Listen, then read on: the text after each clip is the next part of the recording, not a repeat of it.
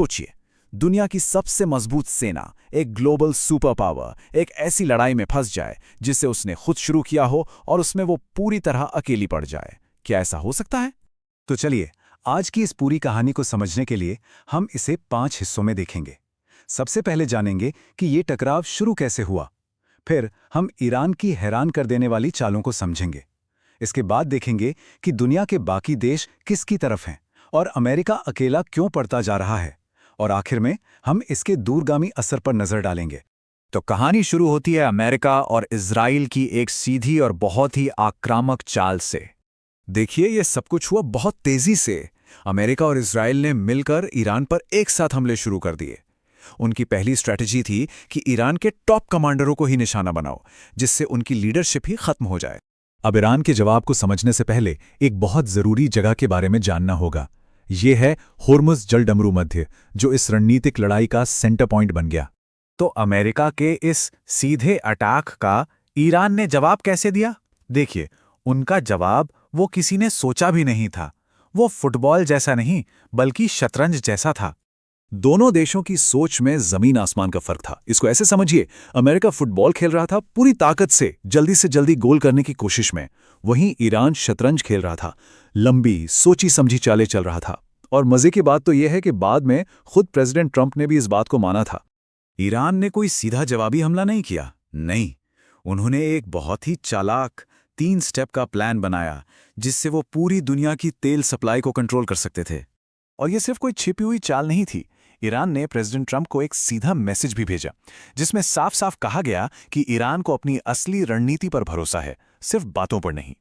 अब ईरान की इस एक चाल का असर जबरदस्त था। इसने पूरी दुनिया की इकोनॉमी और अमेरिका के अपने दोस्तों के साथ रिश्तों में, आप कह सकते हैं, एक भूचाल ला दिया।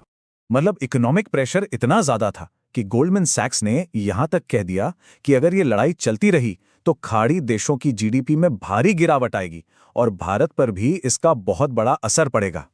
तो नतीजा क्या हुआ? पूरी दुनिया बट गई। कोई एक साथ फैसला नहीं ले रहा था। हर देश अपने अपने फायदे के लिए ईरान से अलग अलग डील करने लगा, और इससे हुआ ये कि जो ग्लोबल सिस्टम था वो टूटने लगा। और जैसे जैसे हालात बिगड़ते गए, अमेरिका के जो अपने सबसे पुराने दोस्त थे वो भी खुलेआम पीछे हटने लगे। सबसे बड़ा झटका तो तब लगा जब अमेरिका के सबसे करीबी साथियों में से एक कनाडा ने साफ साफ और बिना किसी शर्त के मना कर दिया। और फिर तो जैसे लाइन ही लग गई। एक के बाद एक नाटो, फ्रांस, यूके सबने साफ कर दिया कि भाई हम इस ऑपरेशन का हिस्सा नहीं बनेंगे। और इस तरह अमेरिका बिल्कुल अकेला पड़ गया। लेकिन ये लड़ाई सिर्फ जमीन पर या डिप्लोमेसी में नहीं लड़ी जा रही थी। ये एक नए मैदान में पहुंच चुकी थी, इंफॉर्मेशन और परसेप्शन का मैदान। अचानक पूरी दुनिया में एक सवाल ट्रेंड करने लगा। बेंजामिन नेतन्याहू कहाँ हैं? इजराइल के प्रधानमंत्री जैसे पब्लिक से गायब ही हो गए थे। और इससे अटकलों का बाजार गर्म हो गया। और यहीं से शुरू हुआ अफवाहों का दौर। कहा जाने लगा कि शायद ईरान के जवाबी हमले में नेतन्याहू मारे गए हैं। अब यह बात सच थी या झूठ, ये उतना जरूरी नहीं था। जरूरी ये था कि इस अफवाह ने ही एक नई सच्चाई दिखा दी कि अब दुनिया ये मानने लगी थी कि ईरान दुनिया के टॉप लीडर्स को भी निशाना बना सकता है। तो इस पूरे कॉम्प्लेक्स मामले से हमें क्या बड़ी बातें समझनी चाहिए? देखिए, 4 बातें बिल्कुल साफ हैं। पहली, एक सुपर पावर भी अपने ही दोस्तों के बीच अकेली पड़ सकती है।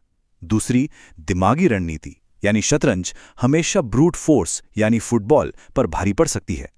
तीसरी, आर्थिक नाकेबंदी आज भी एक बहुत बड़ा हथियार है। और चौथी बात, आज के दौर में असली लड़ाई अफवाहों और इंफॉर्मेशन की है। तो आखिर में ये पूरा टकराव हमें यही दिखाता है कि 21वीं सदी में ताकत की परिभाषा ही बदल रही है। तो क्या सच में अमेरिका का दबदबा अब खत्म हो रहा है? इस बारे में आपकी क्या राय है? कमेंट्स में जरूर बताएं। और अगर ये जानकारी उपयोगी लगी हो तो लाइक और सब्सक्राइब करना न भूलें।